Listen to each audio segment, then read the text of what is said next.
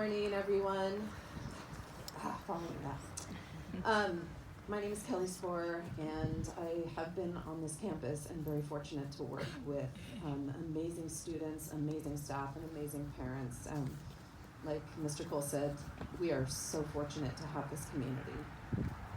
I was very fortunate to be Mr. Shore's teaching partner.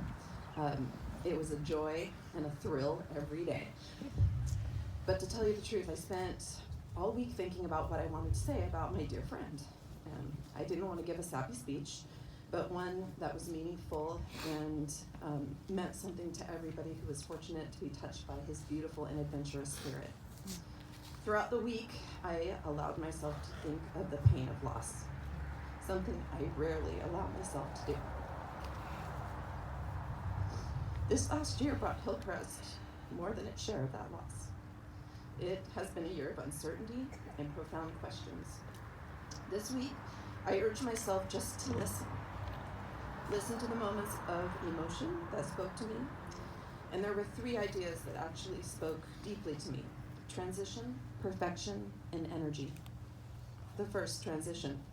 Let's face it, transitions are hard. They take us into uncharted territory. They are scary. Death is one transition that none of us look forward to facing, yet we are all forced to face it. No matter how difficult, we are left to move forward in that face of loss. How we honor the transition of loss is both painful and complicated. I know Christopher would say to be patient with yourself and others, as we all handle loss in different ways. Even though transitions mark the end of something, they also mark the beginning of something new. Christopher knew the beauty of this.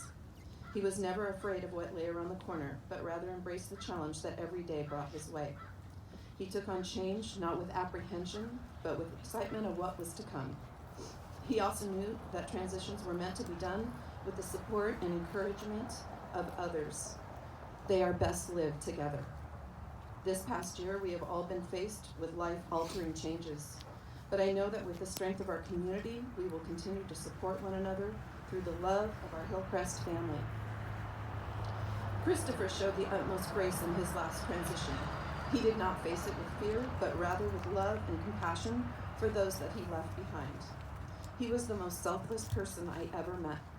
He allowed himself to know the possibility of what was to come and the comfort of knowing that he lived his life well until the very end. Next is perfection. Christopher and I spoke of this topic often because as teachers, we are always pursuing it. Though many of our hourly discussions of our professional desire and personal desire, mostly mine, to be perfect, there was one poignant moment that stood out. Perfection can only be found in the quiet moments of imperfection. Those moments of being vulnerable and knowing that we may not know everything, but if our motives are pure and selfless, that's as close to perfect as we can get. Personal growth should be our goal, not perfection.